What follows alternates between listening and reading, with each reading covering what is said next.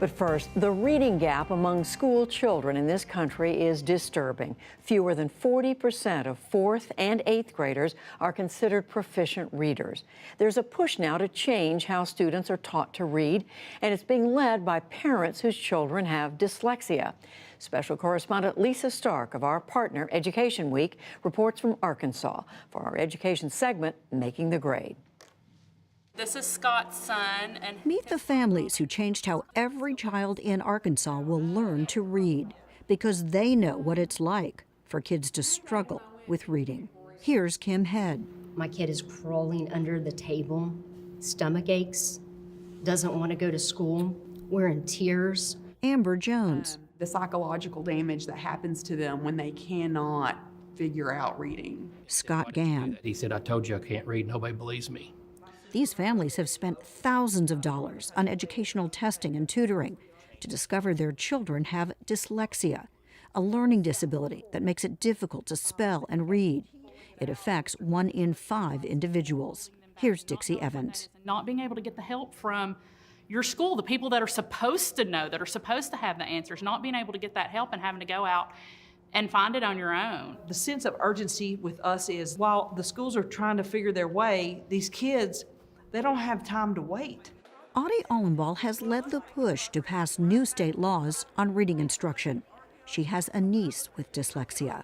She is not a strong reader still because of our delay in figuring out what was going on, but she will be a success. And I saw how it impacts every fiber of the family, which is what everybody here says. And there's just no need. We have a system in place to fix this. That system includes explicit instruction in phonics, teaching students how letters and sounds go together to help the brain process the written word. If we have the word brush, b-r-u-s-h, and we want to take away the b, we are left with rush. Very good. We absolutely know that this is the best way to teach children to read. Sarah Seiko with the National Center on Improving Literacy says this approach works well for all students, not just those with dyslexia. We know without a doubt that reading is not a natural process. Reading has to be taught, and it needs to be taught systematically. Here's what that looks like at Spring Hill Elementary in Greenbrier, Arkansas.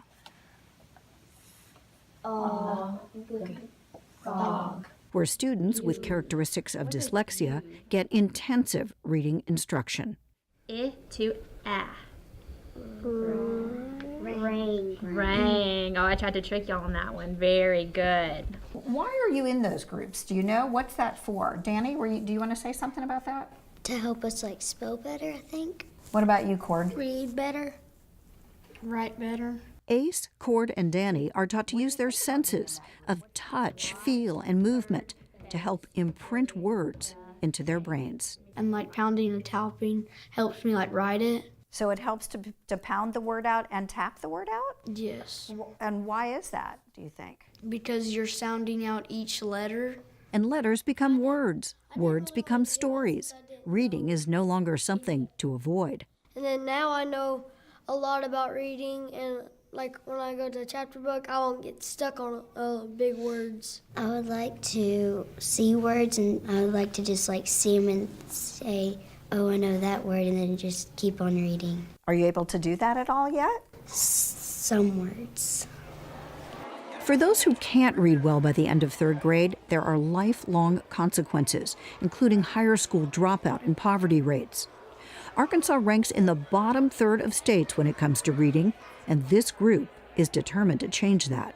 They have fought for laws to transform reading instruction, often battling an education establishment resistant to change, says Dallas Green. They didn't want us around. They would see us at educational things, and it would be like, oh, Lord, here they are.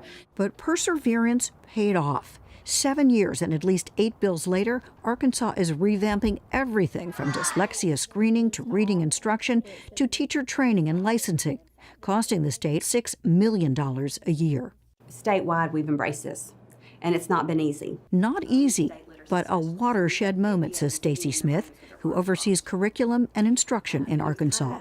When we saw schools who started implementing dyslexia programs, kind of more school-wide, and all of a sudden their reading literacy results were improving, it was kind of that moment of, wait a second, not all these kids are dyslexic.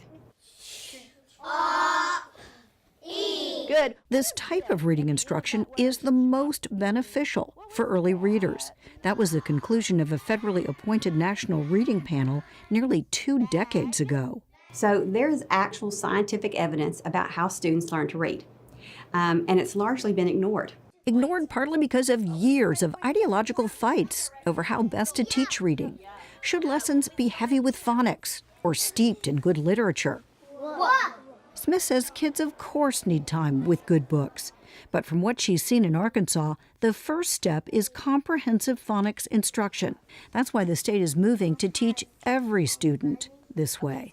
Golly, you think, well, what have we done? What have we done for generations to kids that we didn't really teach to read? Arkansas is now retraining thousands of its educators who were never taught this method of teaching. When I first started teaching, I honestly didn't know how to teach kids to read. I didn't. I taught them some sight words. I taught them the letters and what sounds they make. And I hoped that they put it all together. Rush. Pound, tap, and right. Rush. Teacher Miranda Mahan no longer has to hope. She knows kids are learning to read. I know that we're sending better readers to first grade now than we did. And first grade's going to send better readers to second grade. And I feel like there's not going to be as many students fall through the cracks. This is happening around the country, with parents leading the way.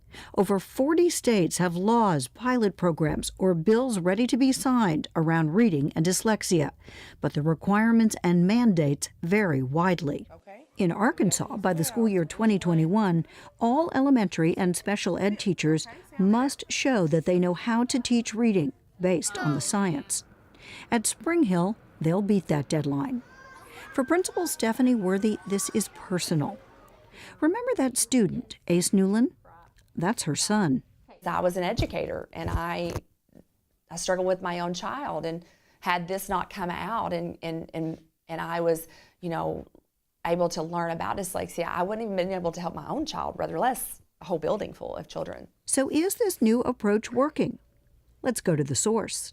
Reading is kind of fun for me now that I know how and stuff. The efforts are still so new, they haven't yet moved the needle on state tests. For those pushing for the changes, there's little doubt they will. Would you say that teaching your children a different way has made a difference for your child? Yes. Definitely. How much of a difference? Life-changing, completely. Life-changing when children are truly learning to read. Now add sleeve.